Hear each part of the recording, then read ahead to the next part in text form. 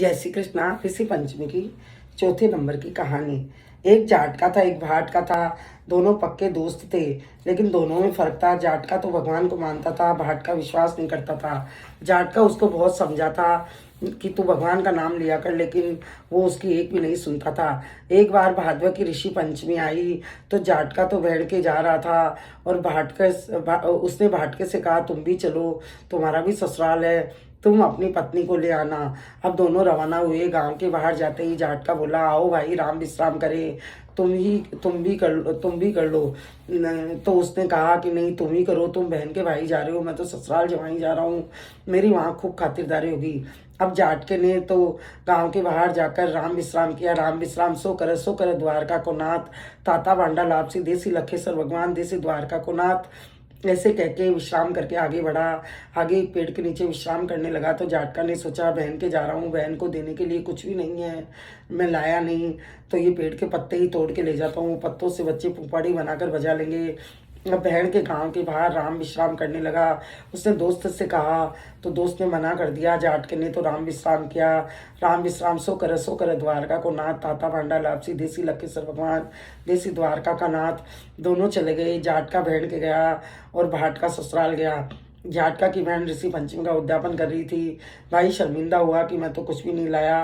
पत्तों की पोटली खोल के देखा तो उसमें जरी के बेस हो गए, साड़ियाँ वस्त्र हो गए, बच्चों के खिलौने ड्रेस हो गए। बहन देखकर बहुत खुश हुई। भाई से कहा, इतना खर्च क्यों किया? भाई ये सब देखकर चकित हो गया। सोचने लगा कि राम विश्राम करने से भगवान ने पार लगा दी। भाई ने बहन को पहनाया, ओढ़ाया और खाना खाकर आराम किया। अब शाम को राम विश्राम करने के लिए वह गया। वह 3 समय राम विश्राम करता था। अब उधर भाटके के ससुराल में आग लग गई। बेचारा आया, जब से आग बुझाने में लगा रहा, उसकी एक तरफ की मूंछ जल गई, एक तरफ के आधे बाल जल गए। अब मन में सोचने लगा कि अगर दोस्त के कहने पर राम विश्राम कर लेता तो परेशानी नहीं होती। जब से आया हूँ किसी ने भी खाने पीने के लिए नहीं पूछा। वह गांव के बाहर गया।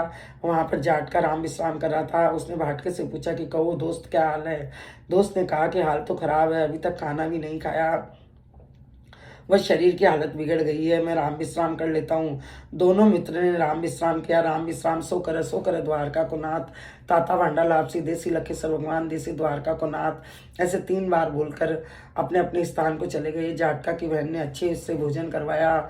उधर भाटके के ससुराल में पड़ोसन बोली, बेचारा कल का आया हुआ जवाई अब तक भूखा है, इसकी कैसी दशा हो गई है, मैं ही इसको 2 रोटी फली की सब्जी बनाकर खिला देती हूँ। भाटके ने खाना खाया और ससुराल से जाने लगा तो उसकी पत्नी को नहीं भेजा कि हमारे पास अभी विदा देने के लिए कुछ भी नहीं है। वह अकेला ही रवाना हो गया। उधर जाटका भी बहन से विदा लेकर रवाना हुआ।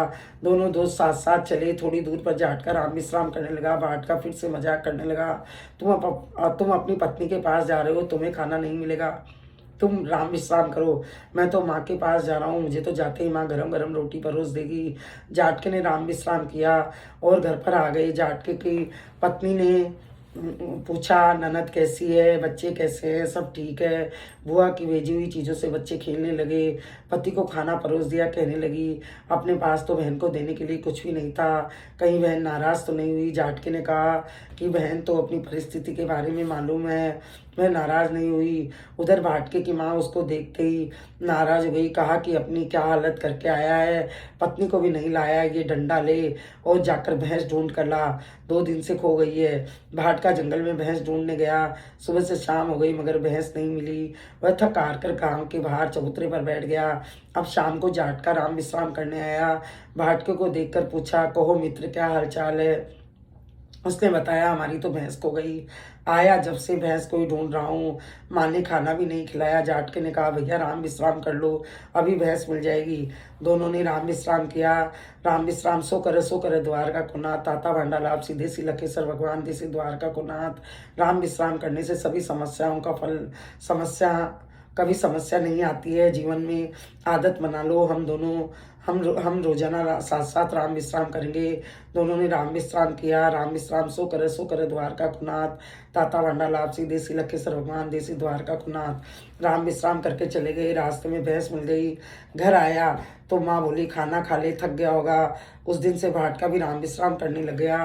राम विश्राम करने से लखेसर देवता, भगवान द्वारकाधीश द्वारका नाथ सब मनोकामना पूर्ण करते हैं। जैसे हे भगवान द्वारिका के नाथ उन दोनों की पार लगाई, वैसे सबकी लगाना। कहता ना सुनता ना उकारो बरताना, अपने सारे परिवार की रक्षा करना। बोली राधा गोविंद भगवान की जय।